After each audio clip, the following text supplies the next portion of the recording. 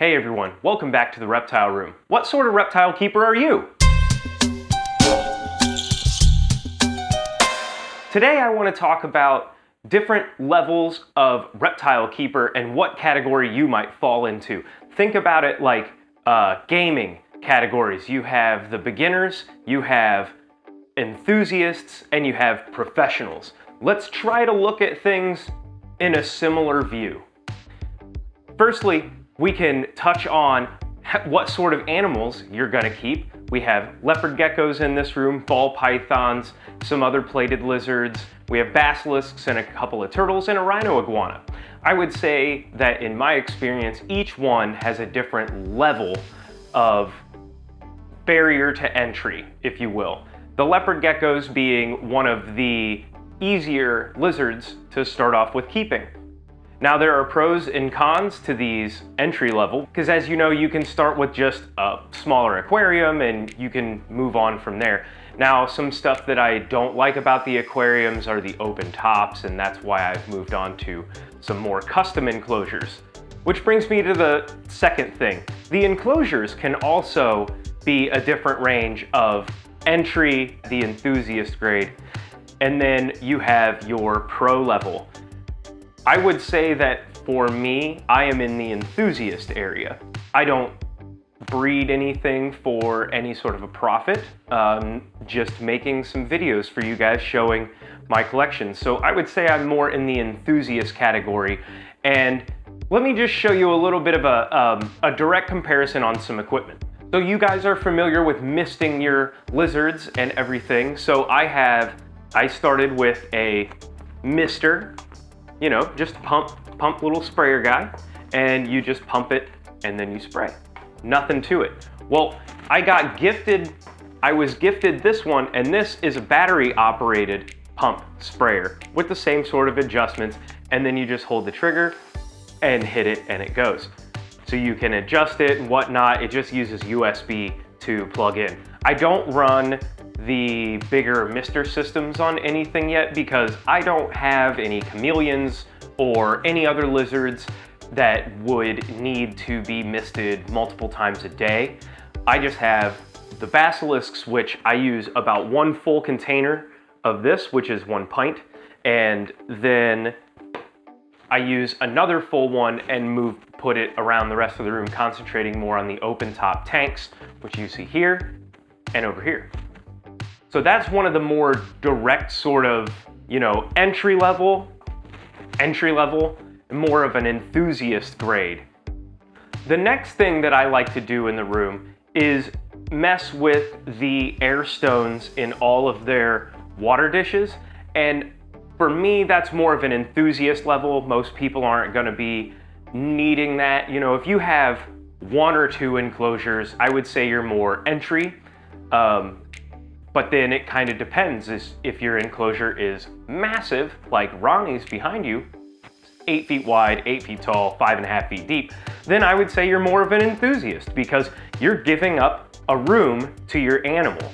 So if you have a big monitor lizard, or if you have anything that gets, a couple of feet long, 3-4 feet long, requiring a whole lot of space to run around, I would say that's more in the enthusiast category of things. And in there also we have different levels of thermostat control that I use. I have a Wi-Fi one, I have a multi-function one, I have basic rheostats, I have some basic stuff to more advanced usage that gives you multiple different programming options. Those are all different things that you as a reptile keeper or enthusiast can get carried away with. One of the other things that I've noticed is that since I've been making videos for the last 2 years, I've had more people reach out to me saying, hey, I don't really want this animal anymore, or hey, I'm looking for a new home for this animal. Do you want it? So that can get you in a little bit of trouble once you start getting more and more reptiles in your group or collection. You just start to be known as that reptile individual, and then you're gonna end up with more of them. So you really need to be careful. How invested do you wanna get? This is not an inexpensive hobby. People who have dogs and cats are aware that animals are not inexpensive. They have massive requirements for food, they have massive requirements for vet care, their own enclosures, fencing, all that stuff as far as dogs and cats. For the reptiles, it's really no different. You have all their caging requirements, but now you have to add more electricity because we're keeping them indoors. So part of what I want to do here on my channel is show you other ways that you can keep and improve your animal's quality of life. When I was looking in the community tab at the polls, I noticed that quite a few people tend to put more money into their enclosures, and they gave lots of good reasons for this. Someone came from the fish side and said they didn't really want to, they learned from fish keeping that if you start with like a 10-gallon aquarium and you only have a couple of plants or maybe a handful of fish, you're gonna wanna upgrade it almost immediately. And I'm definitely guilty of that with some of these enclosures. I try to bust them out and get an animal in them just because I'm trying to move stuff around and we got a little bit limited on space in here, and I understand how wanting to upgrade them. So he was saying spend up front and then you'll have a longer term project. I totally agree. I have another individual who commented that they have 40 plus lizards across multiple species, and what they base all of their keeping styles on is just health overall, regardless, as far as price. So my category was $250 to $1,000, and then I had another category of over that for how much you guys were wanting to spend. So on the enclosure, that's after getting the animal, which, to put into perspective, the basilisks over here, their enclosure with their pond and all their interior and all that stuff, I would say there's probably $500 to $600 worth of materials and parts just going into it. Those lizards, they're like 35, 45 bucks. So it doesn't matter what sort of animal you are keeping. It matters how much money, how much time you're going to put into them, what sort of effort.